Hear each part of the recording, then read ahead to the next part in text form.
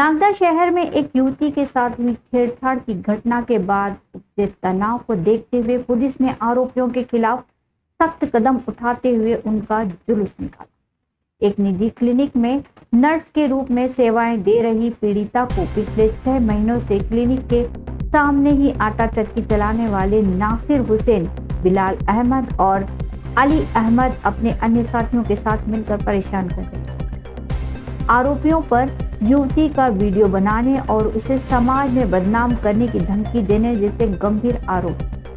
जब आरोपियों ने बदतमीजी की सीमाएं लांघ दी और युवती ने साहसिक कदम उठाते हुए विरोध किया तो उन्होंने उसे जान से मारने और पुलिस के पास जाने पर भयानक अंजाम भुगतने की धमकी दी। इस घटना से व्यथित होकर जब पीड़िता डॉक्टर के साथ पुलिस थाने पहुंची तो वहां रिपोर्ट दर्ज करने में हुई प्रतिक्रियात्मक देरी ने मामले को और गंभीर बना दिया। परिजनों का आरोप है कि पुलिस ने घंटों तक मामले को टालने का प्रयास किया, जिससे नाराज होकर युवती हिंदू संगठनों के प्रतिनिधियों के साथ थाने के बाहर ही धरने पर बैठ गई। जैसे ही ये खबर शहर में फैली, बजरंग दल और विश्व हिंदू परिषद के कार्यकर्ता सहित पूर्व विधायक दिलीप सिंह शेखावत भी मौके पर पहुंचे और पुलिस प्रशासन की कार्यप्रणाली पर कड़ी आपत्ति दर्ज कराई। बढ़ते विरोध प्रदर्शन और मामले की गंभीरता को देखते हुए पुलिस प्रशासन ने सक्रियता दिखाई और 3 मुख्य आरोपियों के खिलाफ नामजद प्रकरण दर्ज किया। प्रदर्शनकारियों की मांग और कानून व्यवस्था बनाए रखने के उद्देश्य से पुलिस ने आरोपियों का जुलूस निकालकर जनता के बीच सुरक्षा का संदेश दिया है। इस मामले में नागदा टीएसपी विक्रम अहिरवार ने बताया कि एफआईआर दर्ज करने में हुए विलंब को लेकर लोगों की शिकायतों को सुना गया है और एक कांस्टेबल पर लगे बदतमीजी के आरोपों की जांच सीसीटीवी फुटेज के माध्यम से की जा रही है। पुलिस द्वारा निष्पक्ष विवेचना और सख्त कार्यवाही के आश्वासन के बाद ही धरना समाप्त। उसकी सुनी जाए, वो किसी भी पक्ष का हो, ताकि वहाँ भेदभाव किया जाता है और वो इसलिए निष्पक्षता से हो। अगर ऐसा नहीं हुआ तो वहाँ पे उच्च प्रदर्शन होगा और मुख्यमंत्री के संज्ञान में भी लाया जाएगा। ये प्रशासन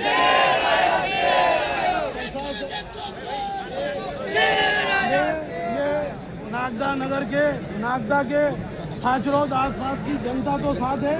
मैं चाहता हूँ और ये मैं मानता हूँ कि पूरी क्षेत्र में जितने भी राजनीतिक दल है, जितने भी व्यापारी है, सब हमारे साथ है। हमारी हिंदू बहन के साथ में विधर्मियों द्वारा छेड़छाड़ की गई। छेड़छाड़ के विरोध में बहन के पिताजी जो वहाँ पर गए, उन विधर्मियों से बात करी कि भैया आप इस प्रकार की घटनाएं क्यों कर रहे हो, ये क्यों कर रहे हो आप लोग। फिर उन विधर्मियों ने क्या करा, 15 से 20 जने का एक झुंड बनाया और वो बढ़ते बढ़ते 50-100 की संख्या में हो गए और उनके ऊपर दबाव बनाने लगे और गाली गलौज करने लगे। जैसे तैसे हमारे कार्यकर्ताओं ने उनको वहाँ से छुड़ा करके थाने पर लाए और थाने पर लाने के बाद उन्हें लगा कि चलो यहाँ पर हमें यहाँ कोई ना कोई न्याय मिलेगा। यहाँ पर आए तो कम से कम 5 से 6 घंटे इंतजार करना पड़ा, उसके बाद भी कोई कार्रवाई नहीं की गई। व्यापारी बंदूक नागदा बंद करने को तैयार है। आसपास के क्षेत्र में ये जितने भी नागदा खचरोद की जनता सड़क पे उतर के और यहाँ पे आंदोलन में आने के लिए तैयार बैठी हुई है, क्योंकि हम प्रताड़ित हो रहे हैं, हम परेशान हो रहे हैं। यहाँ पे थानों पे सुनी नहीं जाती है। कलेक्टर कहीं भी जाओ, इधर से उधर भगाते रहते हैं। मैं चाहता हूँ कि अगर यही रवैया रहा और अभी हमारी एसपी साहब से लगातार बात हो रही है, वो कार्यक्रम पे व्यस्त है, उनने बोला कि जो भी मांग होगी वो करेंगे। थाना नागदा पर एक एफआईआर हुई है जिसमें स्टॉकिंग की एफआईआर है और उसमें थोड़ा विलम्ब हो गया था, तो उसके लगभग 1-2-3 घंटे का विलम्ब हो गया था। उसके चलते इन्होंने अपनी डिमांड्स रखी थी और उस डिमांड में था कि एफआईआर को तो जल्दी से जल्दी किया जाए, तो हम लोगों ने एफआईआर को तत्काल प्रभाव से किया। उसके अलावा इनका एक और इशू था कि शायद किसी कांस्टेबल के द्वारा कुछ बदतमीजी से बात की गई, तो उसको भी हमने संज्ञान में लिया है और जो भी जांच में सामने आएगा उस हिसाब से इस पर कार्रवाई की जाएगी। सर, जो आरोप लगाया है कि जब लड़की ने विरोध का जो उसके साथ छेड़छाड़ हुई है, जब उसने उसका विरोध किया मोहल्ले में जाकर के लड़कों से, तो उन्होंने घेर करके 40-50 लड़कों ने धमकी भी दी है। तो इस बात में कोई जांच अभी तक करवाई है? अभी एफआईआर हुई है और ये अग्रिम विवेचना में जो भी चीज़ें सामने आएंगी उस पर कार्रवाई की जाएगी। सर, जुलूस निकालने की बात की जा रही है, क्या जुलूस वगैरह निकाला जाएगा आरोपियों का? जी बिल्कुल, अभी हम देखते हैं उसमें क्या कर सकते हैं। सर, जो मांग कर रहे हैं जो आंदोलनकारी इस बार को लेकर के कि जो आरक्षक है उनको सस्पेंड किया जाए और जो थाना प्रभारी उनको लाइन हाजिर या जो भी उनका ट्रांसफर की बात कर रहे हैं, क्या इस तरह की मांग? बताया कि अभी हम एफआईआर हुई है और जो भी चीज़ें डिमांड्स रखी गई हैं उसमें देखा जाएगा। जो भी तथ्य हैं हम सीसीटीवी कैमरास चेक करेंगे किसके द्वारा इनडिसिप्लिन रिएक्ट किया गया है, और अगर जो भी चीज़ें सामने आती है उसके हिसाब से करेंगे। सर, उज्जैन के प्रीति नगर क्षेत्र में रविवार शाम उस समय सनसनी फैल गई जब एक युवक द्वारा घर में घुसकर महिला के साथ छेड़छाड़ करने का मामला सामने आया। आरोपी की पहचान इकलाक खान निवासी गुलमोहर कॉलोनी धार के रूप में हुई है, जिसे आक्रोशित रहवासियों ने मौके पर ही पकड़कर पुलिस के सुपुर्द कर दिया। जानकारी के अनुसार पीड़िता वर्तमान में अपनी बीमार मां की देखरेख के लिए पति के साथ मायके में रह रही थी। बताया जा रहा है कि महिला के पति ने करीब 8 दिन पहले इलाज की जरूरतों के लिए अपने परिचित इकलाक से 50,000 रुपए उधार लिए थे। इसी उधारी की रकम को वापस मांगने के बहाने 28 दिसंबर की शाम करीब 4 बजे आरोपी महिला के घर पहुंचा। जब महिला ने घर पर पैसे नहीं होने की बात कही तो आरोपी ने मर्यादा की सीमाएं लांघ दी। आरोप है कि इकलाक ने गलत नियत से महिला का हाथ पकड़ लिया और उसके साथ अभद्र हरकतें करने लगा। साहसी महिला ने किसी तरह खुद को आरोपी के चंगुल से छुड़ाया और घर के भीतर भागकर अपनी जान बचाई, जिसके बाद उसने तुरंत अपने पति को इस शर्मनाक वाकये की जानकारी दी। शोर मचते ही कॉलोनी में लोग बड़ी संख्या में एकत्र हो गए और भागने की कोशिश कर रहे आरोपी को दबोच लिया। सूचना मिलते ही हिंदुवादी संगठनों के कार्यकर्ता भी मौके पर पहुंच गए और जमकर हंगामा हुआ। पुलिस ने त्वरित कार्यवाही करते हुए आरोपी को हिरासत में ले लिया है। फरियादी महिला की रिपोर्ट पर पुलिस ने विभिन्न धाराओं में प्रकरण दर्ज कर जांच शुरू कर दी है। पुलिस अधिकारियों का कहना है कि मामले की सूक्ष्मता से विवेचना की जा रही है और साक्ष्यों के आधार पर कड़ी वैधानिक कार्यवाही सुनिश्चित की जाएगी। क्या नाम है तेरा? नाम बोल रहे, नाम क्या है? क्या नाम है? यहाँ क्या कर रहा था? यहाँ घर के संबंध में मेरा। अच्छा, कहाँ रहता है? इनकी मम्मी अम्मी जो कहाँ रहता तू? धार। धार में? ये कौन है तेरे? क्या आया था? ये सब धार रहते थे। इनके यहाँ से मेरा 10 साल से संबंध है। तेरे पापा का नाम क्या है? हसीर नाम है। कहाँ रहता तू? धार। सिंहस्थ 2028 की भव्यता को साकार करने की दिशा में कदम बढ़ाते हुए मुख्यमंत्री मोहन यादव ने आज महाकाल की नगरी को करोड़ों रुपए के विकास कार्यों की बड़ी सौगात दी है। नानाखेड़ा खेल स्टेडियम में आयोजित एक गरिमामय समारोह में मुख्यमंत्री ने 129 करोड़ रुपए से अधिक की लागत से बनने वाले विभिन्न निर्माण कार्यों का भूमि पूजन और लोकार्पण संपन्न की। इन परियोजनाओं के धरातल पर उतरने से उज्जैन की अधोसंरचना में क्रांतिकारी बदलाव आने की उम्मीद है, जिसे सिंहस्थ की तैयारियों के लिहाज से एक बड़ा मील का पत्थर माना जा रहा है। कलेक्टर रोशन कुमार सिंह के मार्गदर्शन में जिला प्रशासन द्वारा आयोजित इस कार्यक्रम में मुख्यमंत्री ने स्पष्ट किया कि शहर के सड़क चौड़ीकरण, 2 लेन से 4 लेन और 6 लेन निर्माण जैसे कार्यों को सर्वोच्च प्राथमिकता दी जा रही है, ताकि भविष्य के विशाल आयोजन में श्रद्धालुओं को सुगम आवागमन की सुविधा मिल सके। विकास कार्यों के साथ साथ मुख्यमंत्री ने युवाओं के भविष्य को संवारने के लिए उत्कर्ष उज्जैन.com नामक विशेष पोर्टल का लोकार्पण भी किया। विक्रम उद्योगपुरी में बढ़ते औद्योगिक निवेश और वहां सृजित हो रहे हजारों रोजगारों को देखते हुए ये पोर्टल उद्योगपतियों और नौकरी की तलाश कर रहे युवाओं के बीच एक सेतु का काम करेगा। कार्यक्रम के दौरान प्रभारी मंत्री गौतम टेटवाल, सांसद अनिल फिरोजिया, राज्यसभा सांसद बाल योगी उमेश नाथ महाराज, विधायक अनिल जैन कालूहेड़ा, महापौर मुकेश टेटवाल और सभापति कलावती यादव सहित कई गणमान्य जनप्रतिनिधि मौजूद थे। भूमि पूजन के पश्चात मुख्यमंत्री ने सिंहस्थ मेला अधिकारी और संभाग आयुक्त आशीष सिंह के साथ आगामी तैयारियों की विस्तृत समीक्षा भी की। मुख्यमंत्री ने जिला पंचायत, नगर निगम, पीडब्ल्यूडी और जल संसाधन विभाग जैसे विभिन्न विभागों के अधिकारियों को कड़े निर्देश दिए कि सभी निर्माण कार्य निर्धारित समय सीमा के भीतर पूर्ण किए जाएं, ताकि सिंहस्थ 2028 के दौरान उज्जैन विश्व पटल पर अपनी नई और आधुनिक छवि पेश कर सके। वीडियो कंटिन्यू आप यहाँ पर एक बार चला दीजिए। उत्कर्ष उज्जैन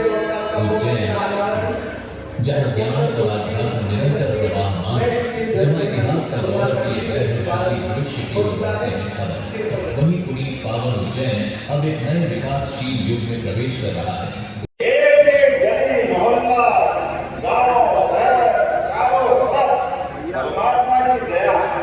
हमारे अपने हर एक क्षेत्र में और गुलाबी क्यों नहीं चाहिए, ये हरसिद्धि की नगरी।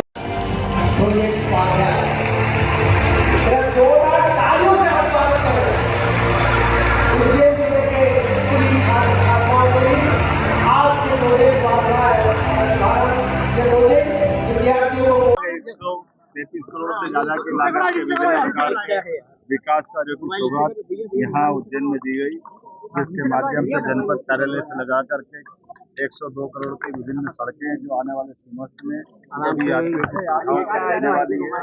सिंहस्थ विश्व का सबसे बड़ा मेला है। स्वाभाविक रूप से हम सबकी प्रबंधन इस प्रकार से होना चाहिए, जहाँ 40 करोड़ से ज्यादा जब यात्री आएंगे उनको आने जाने, रहने सहने सभी प्रकार की सुविधा में कोई कष्ट नहीं हो। और ये विश्व का सबसे बड़ा मेला मध्य प्रदेश सरकार के लिए यशस्वी प्रधानमंत्री के नेतृत्व में सबसे भव्य दिव्य कर बनाने का हमने बीड़ा उठाया है। और इस नाते से मान के चलते जो सनातन संस्कृति सहित जो भी जिज्ञासु आएंगे उन सबके प्रबंधन बेहतर से बेहतर करें। एक बार फिर मेरी अपनी ओर से उज्जैन के घटिया विधानसभा क्षेत्र के अंतर्गत आने वाले जेथलटेल इलाके में आवारा कुत्तों के बढ़ते खतरे ने एक मासूम बच्चे की जान जोखिम में डाल दी। नगर निगम सीमा से बाहर स्थित इस ग्रामीण क्षेत्र में प्रशासनिक सजगता की कमी का खामियाजा 4 वर्षीय मासूम प्रियांशु मालवीय को भुगतना पड़ा है। नर्सरी में पढ़ने वाला प्रियांशु घर से बाहर खेल रहा था और उड़ती हुई पतंग को देखते हुए जैसे ही गली की ओर बढ़ा, वहां मौजूद एक हिंसक कुत्ते ने अचानक उस पर हमला कर दिया। कुत्ते ने मासूम को इतनी बुरी तरह से नोचा कि वह गंभीर रूप से लहूलुहान हो गया। आनंद फानन में परिजन उसे जिला अस्पताल लेकर भागे, जहां बालक की नाजुक हालत को देखते हुए डॉक्टरों ने उसे गहन चिकित्सा इकाई यानी आईसीयू में भर्ती किया है। इस घटना ने जेथलटेक और आसपास के ग्रामीण इलाकों में सुरक्षा व्यवस्था पर बड़े सवाल खड़े कर दिए। क्योंकि ये क्षेत्र नगर निगम की सीमा में नहीं आता, इसलिए यहाँ आवारा पशुओं पर नियंत्रण रखने का जिम्मा स्थानीय प्रशासन और जनपद पंचायत का है। ग्रामीणों का आरोप है कि विधानसभा क्षेत्र के बाहरी इलाकों में आवारा कुत्तों की बढ़ती संख्या को लगातार नजरअंदाज किया जा रहा है, जिसका नतीजा आज इस मासूम के साथ हुई दुर्घटना के रूप में सामने आया है। घटना के बाद से क्षेत्र के रहवासियों में गहरा रोष व्याप्त है। नागरिकों ने जिला प्रशासन से पुरजोर मांग की है कि नगर निगम की तर्ज पर निगम सीमा के बाहर के ग्रामीण क्षेत्रों में भी कुत्तों को पकड़ने का विशेष अभियान और नसबंदी कार्यक्रम तुरंत शुरू किया जाए, ताकि किसी अन्य परिवार को ऐसी पीड़ा न सहनी पड़े। इसका नाम प्रियांशु मालवीय है और ये जयपुर में रहते हैं। ये खेलने ही गया था। अच्छा, किसने काटा है? ये पागल कुत्ते ने काटा है। अच्छा, उन्होंने एक इसी को काटा और बाकी का पता नहीं, क्योंकि वो भाग गया हो गया। साल की विदाई और नए साल के स्वागत के बीच धर्मधानी उज्जैन में आस्था का ऐसा सैलाब उमड़ा है कि बाबा महाकाल के दरबार में दर्शन के सारे पुराने रिकॉर्ड ध्वस्त होते नजर आ रहे हैं। महाकाल मंदिर के जनसंपर्क अधिकारी आशीष फल के अनुसार 25 दिसंबर से शुरू हुआ भक्तों का सिलसिला 29 दिसंबर तक 7.5 लाख की संख्या को पार कर गया है। आंकड़ों की जुबानी कहें तो पिछले 5 दिनों में कुल 7,54,000 श्रद्धालुओं ने सुगमता और सरलता के साथ बाबा महाकाल का आशीर्वाद प्राप्त कर लिया है। अवंतिका नगरी में इस समय भक्ति का आलम यह है कि प्रतिदिन औसतन 1.5 से 2 लाख श्रद्धालु बाबा के दर पर पहुंच रहे हैं। जबकि 25 दिसंबर को तो एक ही दिन में करीब 2.5 लाख भक्तों ने दर्शन कर नया कीर्तिमान रच दिया। मंदिर प्रशासक प्रथम कौशिक ने आगामी दिनों को लेकर बड़ा दावा किया है कि केवल 31 दिसंबर और 1 जनवरी के 2 ही दिनों में करीब 12 लाख श्रद्धालुओं के उज्जैन पहुंचने की उम्मीद है। इस लिहाज से अनुमान लगाया जा रहा है कि 25 दिसंबर से 5 जनवरी के बीच ये आंकड़ा 20 से 25 लाख के पार निकल सकता है। भारी भीड़ के चलते प्रशासन ने त्रिवेणी द्वार से नई दर्शन व्यवस्था लागू की है, जिसके तहत श्रद्धालु महाकाल लोक से होते हुए कतारबद्ध तरीके से बाबा के दीदार कर रहे हैं। शीघ्र दर्शन के लिए अब अवंतिका गेट का उपयोग किया जा रहा है ताकि व्यवस्था में कोई व्यवधान न आए। केवल महाकाल मंदिर ही नहीं बल्कि शक्तिपीठ, हरसिद्धि माता मंदिर, काल भैरव और सांदीपनी आश्रम जैसे प्राचीन तीर्थ स्थलों पर भी भक्तों का भारी मेला नजर आ रहा है। काल भैरव मंदिर की स्थिति ये रही कि दर्शन के लिए श्रद्धालुओं को घंटों कतार में खड़ा होना पड़ा। भक्तों की इस भारी आवक को देखते हुए महाकाल मंदिर का लड्डू प्रसाद भंडार भी अब 2 गुना तेजी से काम कर रहा है। चिंतामण स्थित यूनिट में कर्मचारियों की संख्या बढ़ा दी गई है और 2 शिफ्टों में लगातार काम कर प्रतिदिन 50 क्विंटल से अधिक लड्डू तैयार किए जा रहे हैं। प्रशासन ने स्पष्ट किया है कि दर्शन व्यवस्था को सुचारू रखने के लिए फिलहाल महाकाल लोक में रुकने या घूमने पर पाबंदी रहेगी। श्रद्धालु केवल कतार में चलते हुए ही वहां के सौंदर्य को निहार सकेंगे। पूरा शहर इस समय जय महाकाल के उद्घोष से गुंजायमान है और पुलिस प्रशासन भी हर प्रमुख चौराहे पर मुस्तैदी से तैनात है। भारतीय युद्ध कला प्राधिकरण के तत्वाधान में आयोजित 6ठी नेशनल मार्शल आर्ट्स गेम्स में इस बार आधुनिक खेलों के साथ साथ हमारी माटी के प्राचीन खेलों का जबरदस्त रोमांच देखने को मिल रहा है। राजपाल सिंह सिसोदिया के संरक्षण में आयोजित इस गौरवशाली स्पर्धा में देश के 16 राज्यों से आए करीबन 700 खिलाड़ियों ने हिस्सा लेकर ये साबित कर दिया कि खेल ही है असली जश्न। इस स्पर्धा में लाठी गट्टा, बॉक्सिंग, कराटे, ताइक्वांडो और जूडो जैसे खेलों के माध्यम से भारतीय युद्ध कला का अद्भुत प्रदर्शन किया गया। कार्यक्रम का मुख्य आकर्षण प्रतिभा संगीत कला संस्थान की नृत्यांगनाओं द्वारा प्रस्तुत गणेश वंदना और खंबा घड़ी नृत्य रहा, जिसने खेल के मैदान में सांस्कृतिक ऊर्जा भर दी। इस स्पर्धा में प्राचीन भारतीय विधाओं को जीवंत होते हुए देख दर्शक मंत्रमुग्ध हो गए। स्पर्धा के उद्देश्यों पर प्रकाश डालते हुए आयोजन चेयरमैन ठाकुर शिव प्रताप सिंह चौहान ने बताया कि इस आयोजन का मुख्य लक्ष्य गांव की प्रतिभाओं को राष्ट्र तक पहुंचाना और हमारी लुप्त होती प्राचीन युद्ध कलाओं को पुनर्जीवित करना है। उन्होंने ये भी कहा कि आज की पीढ़ी को अपनी परंपरा से जोड़ना जरूरी है और ये प्रतियोगिता उसी दिशा में एक सफल कदम है जिसमें लाठी और गट्टा जैसे खेलों को अंतर्राष्ट्रीय स्तर के नियमों के साथ खिलाया जा रहा है। वहीं आयोजन अध्यक्ष गौरव रोकड़े ने खिलाड़ियों के उत्साह की सराहना करते हुए बताया कि 16 राज्यों के खिलाड़ियों के बीच कड़ी प्रतिस्पर्धा देखने को मिल रही है और यहां से जीतने वाले खिलाड़ी भविष्य में देश का नाम रोशन करेंगे। उन्होंने ये भी कहा कि भारतीय युद्ध कला प्राधिकरण का प्रयास है कि मार्शल आर्ट्स के साथ साथ पारंपरिक जूडो और कराटे को हर युवा तक पहुंचाया जाए। राजू नेवार, डॉक्टर राकेश मिश्र, संजय सिंह, गजानन राजपूत और विशाल सिंह सोलंकी की टीम इस भव्य आयोजन को सफल बनाने में जुटी हुई है।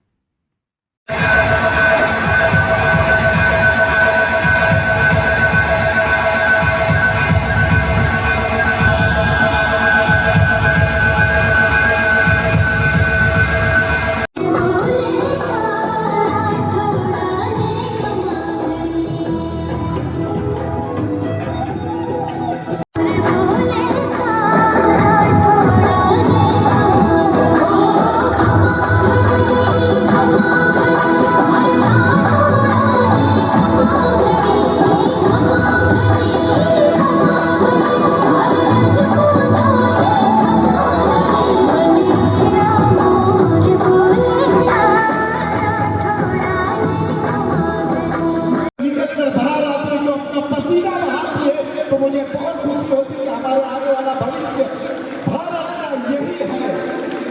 क्योंकि आप लोगों के भविष्य से, आप लोगों के खेल से ही हमारी जो आने वाली पीढ़ी है उसे मालूम पड़ेगा कि सिर्फ अंगूठे के उससे गेम नहीं होता, यहाँ पर आकर गेम होता है।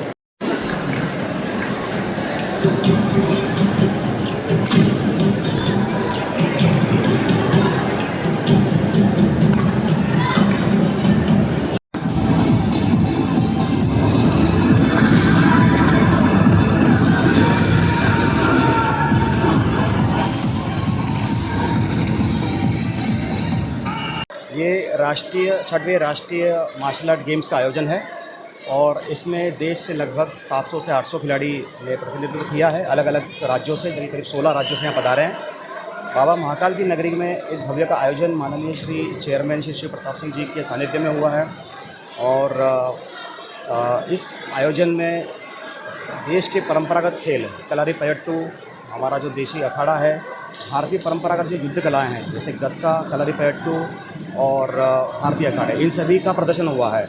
और जो मार्शल आर्ट्स के जो स्पोर्ट्स गेम हैं जैसे कराटे, वुशु, ताइक्वांडो, जूडो और इसके अलावा ट्रेडिशनल वुशु जो है हमारे बीच शाओलिन टेम्पल से ट्रेंड माननीय श्री गजानन राजपूत जी आज उपस्थित थे और इस कार्यक्रम में लगभग पूरे देश से पधारे खिलाड़ियों ने लगभग 200 गोल्ड मेडल और करीब 100 सिल्वर मेडल और करीब 125 के आसपास जो ग्रुप प्रदर्शन में सम्मिलित करके है कांस्य पदक प्राप्त किए हैं।